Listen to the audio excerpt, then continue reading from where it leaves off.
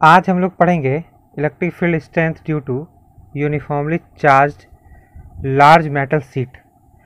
Metal sheet की बात कर रहे हैं। अभी जो हम लोग इससे पहले वाले क्लास में पढ़ चुके हैं सिर्फ सीट जो मेटल नहीं है, अभी ये मेटल है।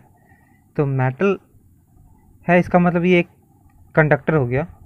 तो कंडक्टर की वजह से इलेक्ट्रिक फील्ड जो होगा वो देखना है हम लोग को।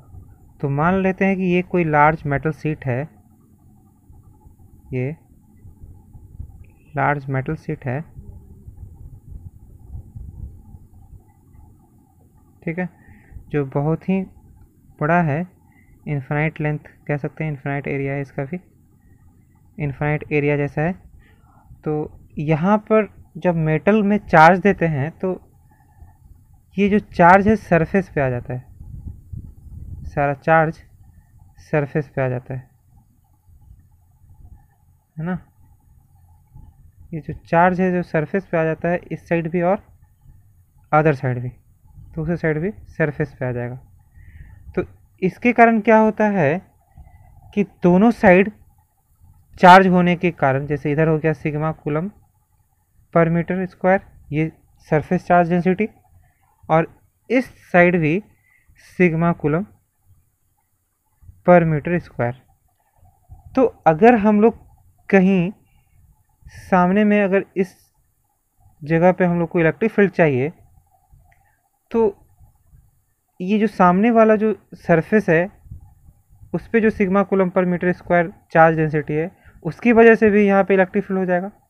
और इस साइड के कारण जो है अदर साइड, उसके कारण भी इलेक्ट्रिक फील्ड यहाँ पे हो जाएगा।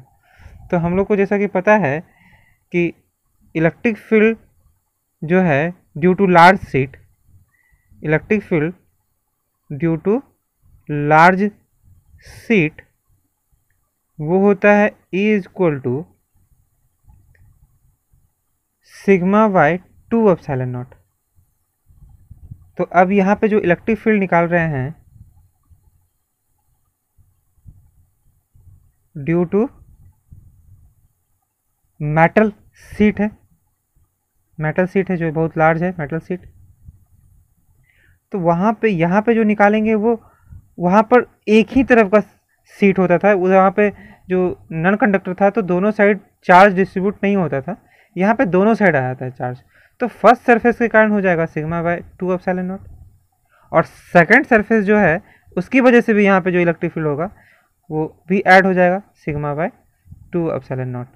तो जो फाइनल हो गया इलेक्ट्रिक फील्ड वो हो जाएगा sigma by epsilon not for metal, metal के लिए। और ये जो हुआ आउटर सरफेस, सरफेस से बाहर, outside of the metal surface, outer surface ने outside of metal, metal sheet है तो मेटल सीट, ठीक है। और अगर इनसाइड द मेटल सीट कहा जाएगा, जैसे इनसाइड का मतलब ये इसके बीच में कहीं पे, जैसे मान लो एक साइड से हम लोग देखें इधर से, ये तो इधर से अगर साइड व्यू देखते हैं तो ऐसा दिखेगा ये। तो चार्ज दोनों साइड है ना, दोनों साइड चार्ज है। तो हम लोग को जो यहाँ पे क्वेश्चन में कह रहा है कि अभी इनसाइड मतलब कहीं बीच में, तो ये बीच में जो इलेक्ट्रिक फील्ड होगा, ये जो लेफ्ट साइड के कारण इधर इलेक्ट्रिक फील्ड होगा, और राइट साइड के कारण इस साइड होगा इलेक्ट्रिक फील्ड इस डायरेक्शन में। तो नेट इलेक्ट्रिक फील्ड जो है यहाँ पे E वो 0 हो जाएगा। तो मतलब यहाँ पे electric field inside equal to 0, मतलब inside of metal sheet, ये हो जाएगा वैल्यू, ठीक है। अब आगे चलते हैं, आगे ये देखते हैं कि जो इनसाइड इलेक्ट्रिक फील्ड है वो 0 क्यों हो जाता है। तो देखो नेक्स्ट है topic electric field strength, field strength inside charged metal body. ठीक है, मेटल बॉडी है या मेटल बॉडीज कर दो, है ना, चार्ज मेटल बॉडी अगर है मेटल बॉडी, तो उसकी वजह से इनसाइड इलेक्ट्रिक फील्ड क्या होगा। तो मान लो कि कोई चार्ज मेटल बॉडी है इस तरह, और हम लोग को कहीं भी निकालना है electric field inside, not outside, inside. तो मान लो इस सरफेस पे कहीं पे निकालना है, मान लो यहाँ पे निकालना है इलेक्ट्रिक। तो यहाँ पे इलेक्ट्रिक फील्ड निकालने के लिए क्या होगा कि अगर मान लो यहाँ पे कोई इलेक्ट्रॉन है या कोई भी, तो इस जगह पे जो फोर्स लगेगा, इस साइड जो पॉजिटिव चार्ज है वो इधर इलेक्ट्रिक फील्ड डेवलप कर देगा, और इस साइड जो चार्ज है वो इस डायरेक्शन में इलेक्ट्रिक फील्ड डेवलप कर देगा, है ना। तो इलेक्ट्रिक फील्ड जो लेफ्ट साइड के कारण है, वही इलेक्ट्रिक फील्ड राइट साइड के कारण भी होगा, बराबर हो जाता है वहाँ पे इलेक्ट्रिक फील्ड। तो यहाँ पे क्या होता है कि E L is equal to E R हो जाता है। एफ, यहाँ पे कोई इलेक्ट्रॉन है तो यहाँ पे जितना फोर्स ये इधर लगाएगा उतना ही फोर्स वो भी इधर लगाएगा, तो एफ नेट क्या हो जाएगा, F E is equal to zero. Electric force जो लगेगा इलेक्ट्रॉन पे वो हो जाएगा जीरो। तो ये इस तरह डिस्ट्रीब्यूट हो जाता है चार्ज कि net electric field inside the charge metal sheet, ये मेटल बॉडी इज जीरो। इस तरह चार्ज डिस्ट्रीब्यूट होता है चारों तरफ मेटल बॉडी में कि electric field inside the metal body is zero. तो कह सकते हैं when A charge is supply to a metal body,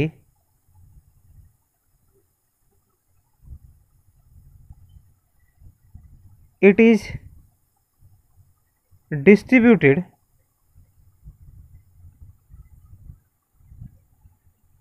on the outer surface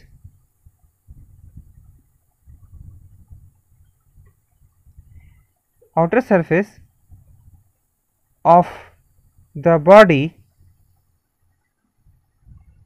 in such a way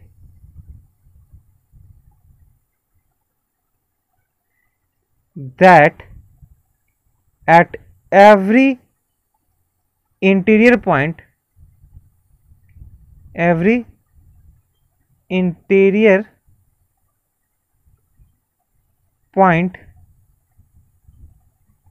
of the body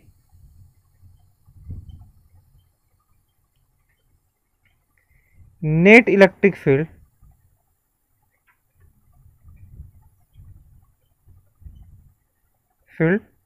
is zero. Zero हो जाता है, तो E net zero हो जाएगा इनसाइड द मेटल बॉडी, कहीं पे भी किसी भी इंटीरियर पॉइंट पे अगर बात की जाएगी तो जीरो हो जाएगा। और this will happen, it will happen when surface charge density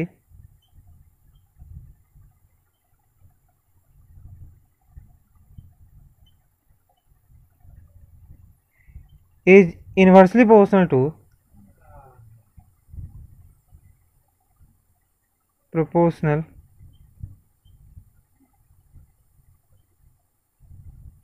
local radius of curvature।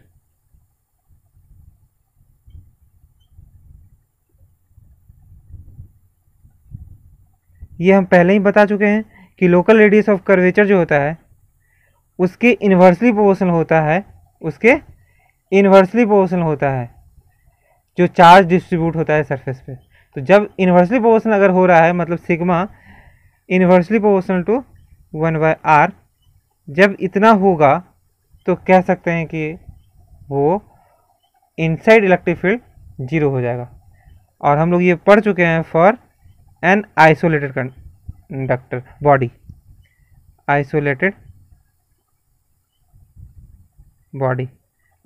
Body के लिए हम लोग ये पढ़ चुके हैं कि जब भी चार्ज डिस्ट्रीब्यूट करते हैं किसी भी आइसोलेटेड बॉडी पे, तो चार्ज इस तरह डेवलप वहाँ पे हो जाता है, इस तरह डिस्ट्रीब्यूट हो जाता है कि सरफेस चार्ज डेंसिटी जो है इन्वर्सली प्रोपोर्शनल होता है लोकल रेडियस ऑफ कर्वेचर के। और अगर ऐसा होगा तो net electric field inside the metal body will become zero. वो क्या हो जाएगा? जीरो हो जाएगा। यही कह रहा है यहाँ पे।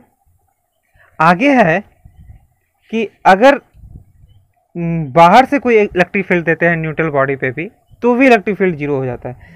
जैसे कि मान लो कि कोई चार्ज बॉडी है, या देखो चार्ज इंडक्शन हो जाता है वहाँ पे, तो charge induction in metal due to electric field, है ना। तो charge induction in metal due to electric field. तो मान लो कि कोई मेटल इस तरह है, ये मेटल बॉडी है, मेटल बॉडी है, और अगर इलेक्ट्रिक फील्ड यहाँ पे पास करा रहे हैं हम लोग, तो ये आउटर इलेक्ट्रिक फील्ड हम लोग पास कराने लगे इससे, तो क्या होता है कि मेटल का जो निगेटिव और पॉजिटिव जो मिलकर बना होता है इलेक्ट्रॉन और प्रोटॉन, तो इलेक्ट्रॉन क्या करता है कि इलेक्ट्रॉन जैसे ही इलेक्ट्रिक फील्ड आएगा, इलेक्ट्रॉन इलेक्ट्रिक फील्ड के अपोजिट डायरेक्शन में फोर्स लगने लगता है इलेक्ट्रॉन पे। यहाँ पे इलेक्ट्रिक फील्ड जैसे आ गया, आउटर इलेक्ट्रिक फील्ड इस डायरेक्शन में, तो इलेक्ट्रॉन इधर शिफ्ट हो जाता है और प्रोटॉन जो होगा वो इस साइड शिफ्ट हो जाएगा, न्यूक्लियस। तो ये प्लस क्यू चार्ज इधर आ जाएगा और माइनस क्यू चार्ज इधर जाएगा, ठीक है। तो प्लस क्यू जैसे ये चार्ज डेवलप हो गया, यहाँ माइनस क्यू, तो ये भी प्लस और माइनस जो है एक इस डायरेक्शन में डेवलप कर देता है electric field, inside electric field, है ना, ड्यू टू इंड्यूस चार्ज। तो ये चार्ज फिर और बढ़ता जाता है, और बढ़ते बढ़ते इस पोजीशन पे पहुंच जाता है ये इंड्यूस चार्ज कि इनसाइड इलेक्ट्रिक फील्ड जो है वो आउटसाइड इलेक्ट्रिक फील्ड के बराबर हो जाए और नेट इलेक्ट्रिक फील्ड जीरो हो जाएगा। तो नेट इलेक्ट्रिक फील्ड जीरो हो जाता है। ऐसा नहीं है कि यहाँ पे इलेक्ट्रिक फील्ड आउटसाइड नहीं होता है, आउटसाइड इलेक्ट्रिक फील्ड अंदर भी होता है, पर ये कैंसिल कर देता है उसको, तो नेट इलेक्ट्रिक फील्ड जो होता है वो जीरो हो जाता है। तो हम लोग लिखेंगे कि when electric field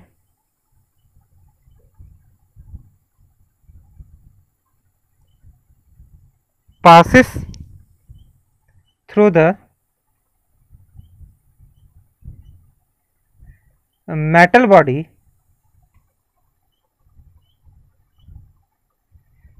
the charge induces,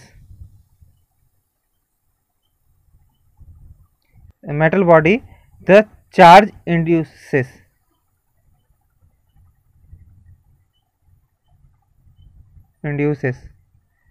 ठीक है। चार्ज क्या होता है? इंक्रीज होने लगता है, सॉरी, चार्ज इंड्यूस हो जाता है दोनों साइड में, which cause interior electric field, जो जनरेट कर देता है इलेक्ट्रिक फील्ड को, विच कॉज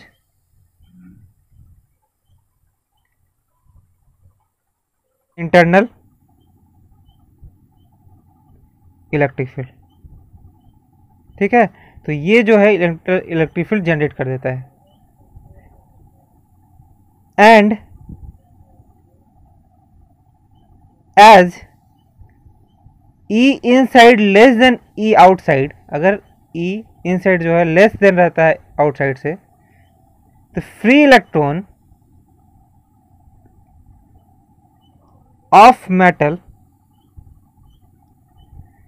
ड्रिफ्ट,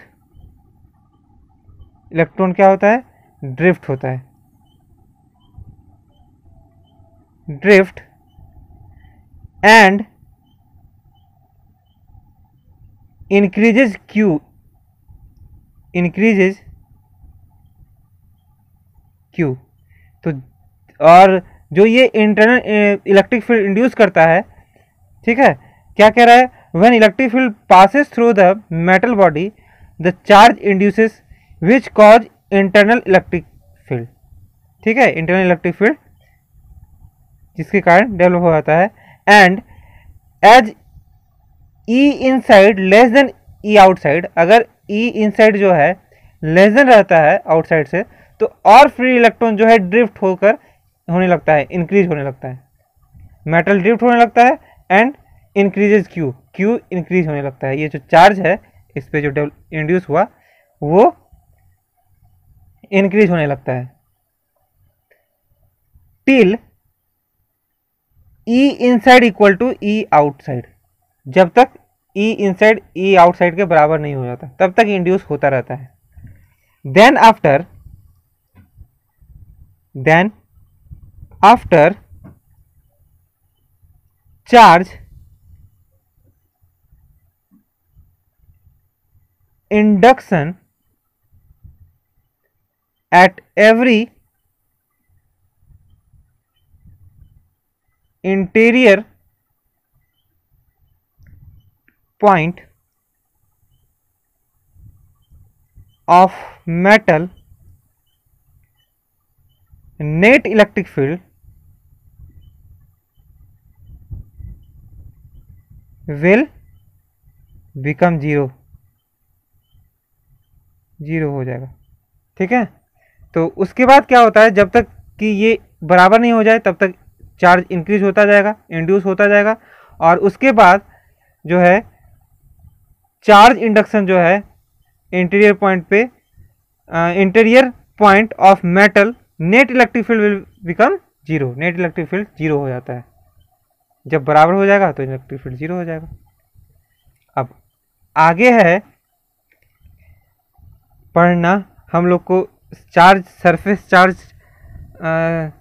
डेंसिटी जो अभी पढ़ रहे थे हम लोग चार्ज सीट के कारण, वो हम लोग पढ़ लिए. मेटल सीट के कारण भी पढ़ लिए हैं हम लोग. अब जो पढ़ेंगे वो पढ़ेंगे हम लोग हॉलो हेमीस्फेयर की वजह से. ठीक है, तो लिखेंगे electric field strength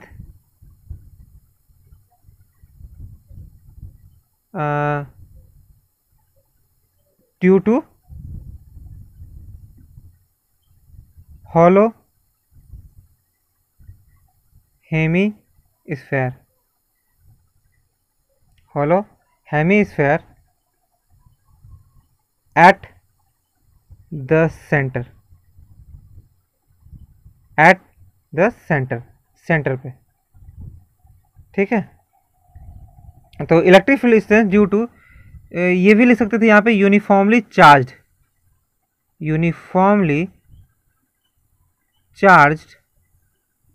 hollow hemisphere. तो electric field strength due to uniformly charge hollow hemisphere at the centre पे. तो देखते हैं इसका क्या होगा.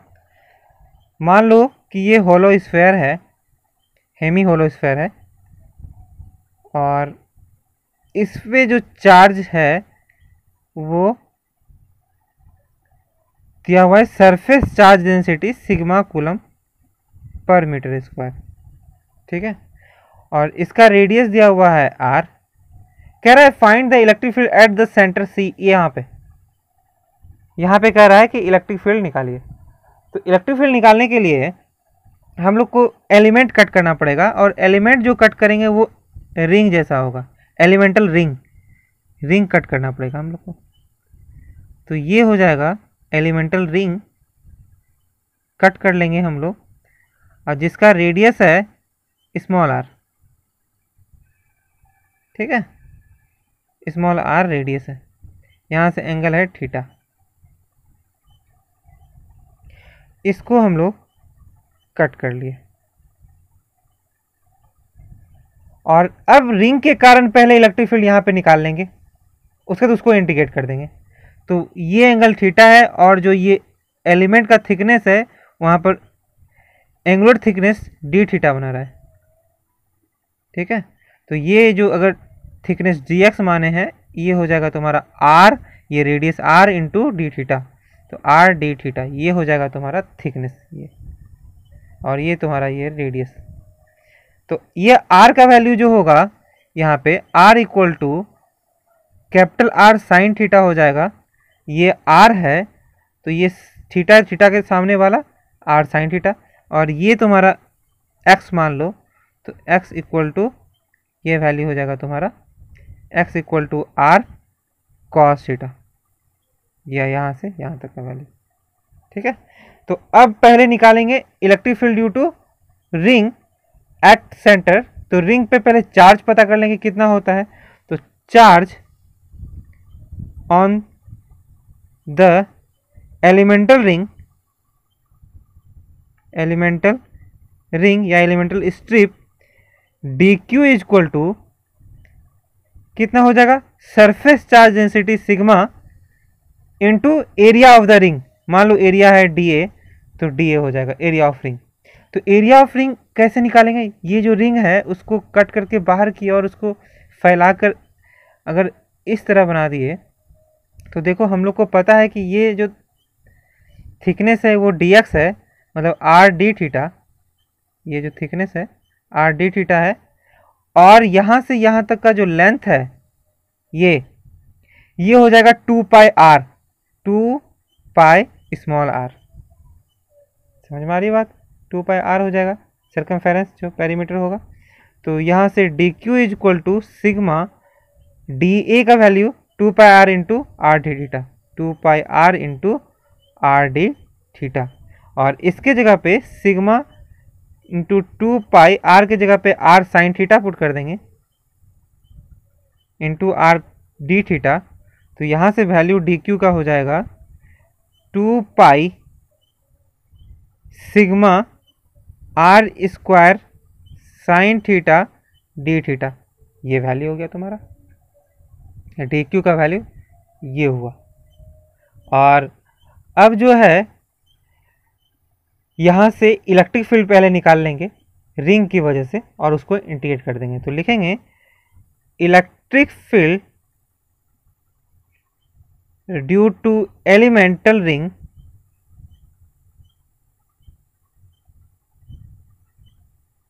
Eight centre C centre C point पर इलेक्ट्रिक फील्ड कितना हो जाएगा यहाँ पर इस रिंग की वजह से। तो इलेक्ट्रिक फील्ड निकालने के लिए यहाँ से लिखेंगे D E is equal to electric field equal to क्या होता है रिंग का, रिंग की वजह से जो इलेक्ट्रिक फील्ड होता है वो होता है के क्यू, और क्यू रिंग पे जो चार्ज है वो डी क्यू है, तो D Q into X by X square plus R square पे पावर 3/2। और ये ध्यान रहे कि X square plus R square जो है वो यहाँ से यहाँ तक का डिस्टेंस होता था। तो X square plus R square equal to यहाँ पे क्या हो जाएगा, ये एक्स है ये आर है स्मॉल आर, तो ये रेडियस अगर ये इतना आर है तो ये भी तो आर ही होगा ना। तो X square plus R square की जगह पे कैपिटल आर स्क्वायर लिख सकते हैं। ये समझ में आ रही बात, X square plus R square equal to ये X square plus R square equal to ये कैपिटल आर स्क्वायर। तो यहाँ से वैल्यू पुट करेंगे तो के डी क्यू के जगह पे ये पूरा वैल्यू रख देंगे, है ना। तो ये हो जाएगा तुम्हारा, ये हो गया लिखेंगे D E is equal to K D Q के जगह पे 2 pi sigma R square sine theta D theta, है ना, बाई ये डी क्यू की जगह पे लिखे हैं by X square plus R square के जगह पे अभी जस्ट बताए हम कैपिटल आर स्क्वायर हो जाएगा पे पावर 3/2, और एक्स का वैल्यू जो होगा वो हम लोग यहाँ से वैल्यू पुट कर देंगे आर कॉस थीटा। यहाँ पे क्या हो जाएगा आर कॉस थीटा।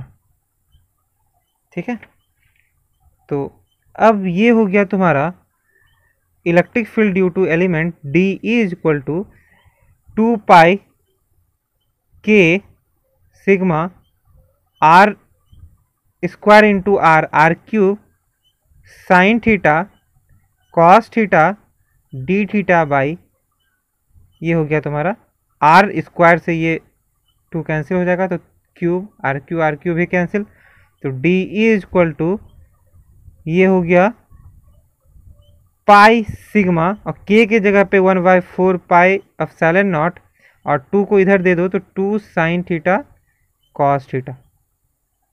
ठीक है, अब यहाँ से पाई पाई भी कैंसिल, तो sigma by 4 pi, sorry 4 epsilon not, और 2 साइन थीटा कॉस थीटा के जगह पे साइन 2 थीटा, और यहाँ पे डी थीटा भी था। ये electric field due to element निकल गया। अब इसको हम लोग इंटीग्रेट कर देंगे, तो नेट इलेक्ट्रिक फील्ड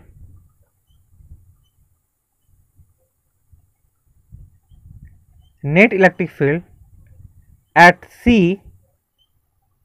है ना, ये हो जाएगा तुम्हारा E is equal to integration of D E, मतलब integration of sigma by 4 epsilon not sine 2 theta D theta.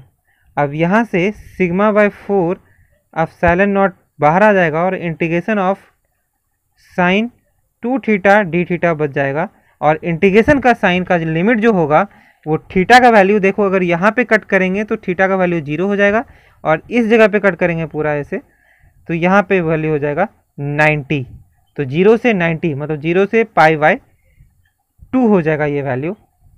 तो यहाँ से electric field is equal to sigma by 4 epsilon not sine 2 theta का वैल्यू हो जाएगा माइनस कॉस 2 थीटा बाई 2।